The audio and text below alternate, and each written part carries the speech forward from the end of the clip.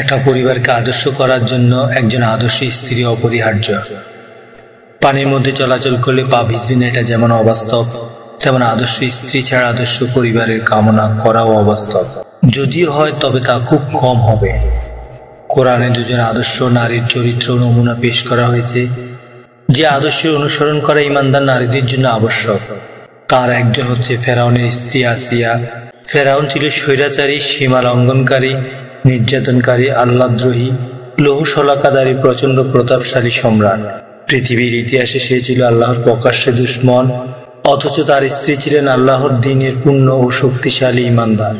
ফেরাউন তার উপর চাপ সৃষ্টি করেছিল তাকে প্রতিপালক হিসেবে মেনে নেওয়ার জন্য, কিন্তু তিনি তা অস্বীকার করেছিলেন এবং বলেছিলেন, আমার প্রতিপালক, আপনার প্রতিপালক এবং সকল বস্তুর প্রতিপালক হচ্ছেন আল্লাহ। তখন ফেরাউন ভীষণ ক্ষুব্ধ হয়ে তাকে খুব কঠিন শাস্তি দিয়েছিলেন। ফেরাউনের তার 4 হাত পায়ে পেরেক মেরেক বুকের উপর পাথর চাপিয়ে শাস্তি দিত।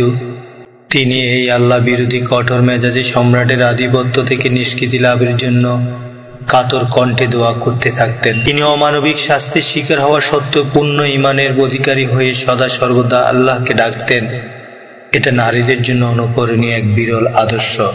আল্লাহ তাআলা ঈমানদার নারী পুরুষের জন্য ফেরাউনের স্ত্রীকে দৃষ্টান্ত স্বরূপ পেশ করেছেন। ফেরাউনের স্ত্রী আসিয়া দোয়া করে বললেন, হে আল্লাহ, আমার জন্য তোমার কাছে জান্নাতের একটি ঘর নির্মাণ করো এবং ফেরাউন ও তার কার্যকলাপ থেকে আমাকে মুক্তি দাও আমাকে অত্যাচারী লোকদের নির্যাতন থেকে। সূরা তাহরীম। মুমিন নারী পুরুষের অবস্থা কি হতে পারে তা দেখার ও তার সাথে সঙ্গতি রাখার উদ্দেশ্যে আল্লাহ তাআলা ফেরাউনের স্ত্রীকে দৃষ্টান্ত হিসেবে পেশ করেছেন। প্রতাপশালী ফেরাউনের কঠোর শাস্তির মুখোমুখি হয়েও আসিয়া চরম ঈমানের পরিচয় দিয়েছেন, যা মুমিন নারী পুরুষের জন্য এক উজ্জ্বল দৃষ্টান্ত।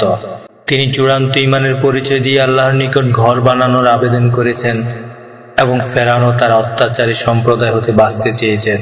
দ্বিতীয় দৃষ্টান্ত হচ্ছে ঈসা আলাইহিস সালামের মা মারিয়ামের আদর্শ। তিনি ছিলেন পবিত্র ও আল্লাহ ভীরুতার জ্বলন্ত এক প্রতীক। আল্লাহ তাআলা বলেন, আর ইমরান কন্যা মরিয়ম যিনি তার যৌনাঙ্গের পূর্ণ রক্ষণাবেক্ষণ করেছেন, তখন আমি তার মধ্যে আমার থেকে রূহ ফুঁকে দিয়েছি।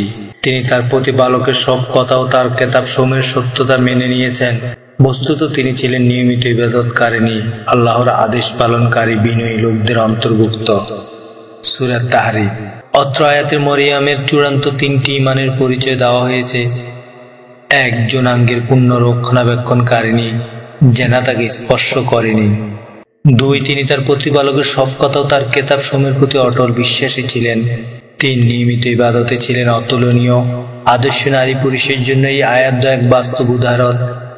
আল্লাহ তাআলা আদর্শ স্ত্রীর গুণ উল্লেখ করে বলেন, অতএব যারা সতীসাধ্যী স্ত্রীলোক তারা তাদের স্বামীদের ব্যাপারে আল্লাহর হুকুম পালনকারী এবং স্বামীদের অনুপস্থিতিতে গোপনীয় বিষয়গুলি হেফাজতকারী হয়ে থাকে, কেননা আল্লাহ নিজে তার হেফাজত করেন। সূরা নিসা। আল্লাহ তাআলা এখানে সতীসাধ্যী স্ত্রীর আদর্শ পরিচয় দিয়েছেন এবং যারা স্বামীর আনুগত্য করে স্বামীর অনুপস্থিতিতে নিজেকে হেফাজত করে। আপনারা এতক্ষণ দেখলেন আলী ইসলামিক ভয়েস। চ্যানেলটি সাবস্ক্রাইব করে পাশে থাকুন, সাথে থাকুন। জাযাকাল্লাহু খাইরান।